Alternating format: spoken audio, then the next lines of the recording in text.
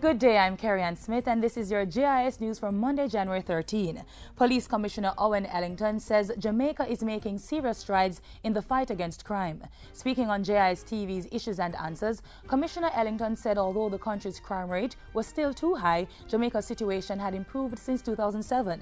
The murder rate is about 35% of what, reduced by about 35% of what it was in 2007. Other serious crimes have been declining constantly. In fact, we have just completed 4 consecutive years of declines in major crimes. Last year, for the first time in 4 years, only murders show increases, and it increased over 2012. The goal is to reduce the murder rate to 12 per 100,000 citizens by 2017. Meanwhile, a revamped community-based policing program will form part of the crime-fighting strategy for 2014.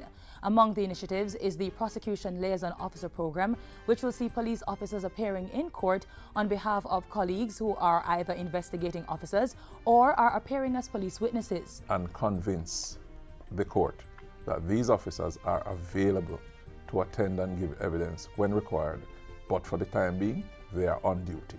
What this would do is to prevent hundreds of policemen from waiting in court for hours for an opportunity to give evidence when they could be out there protecting the public.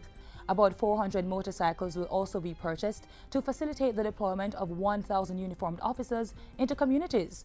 2,000 police officers will be added to the Jamaica Constabulary Force when the merger with the Island Special Constabulary Force is completed.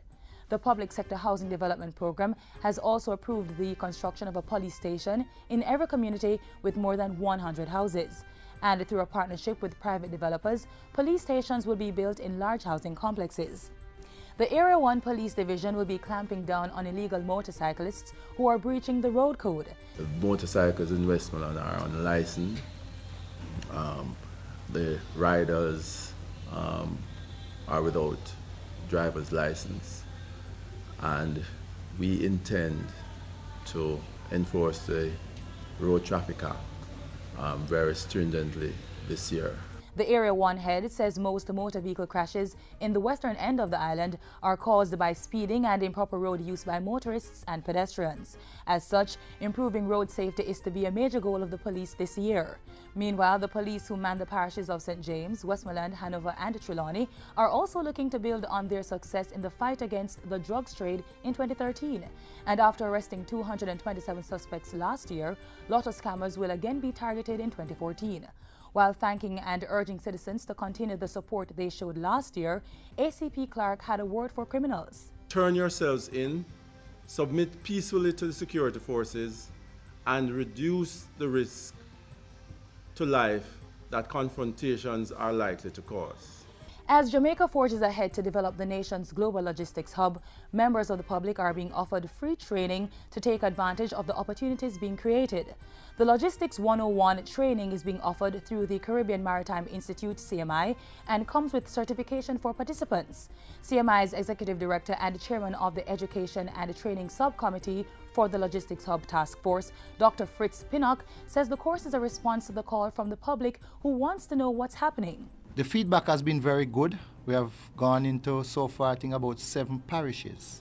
We're going across all 14 parishes, which is the mandate from the task force, the chairman and the minister. When people get an understanding, we can see opportunities.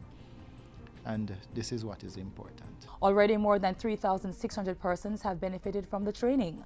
Just last week, more than 100 staff members of Vere Technical High School in Clarendon became the latest group to receive certification.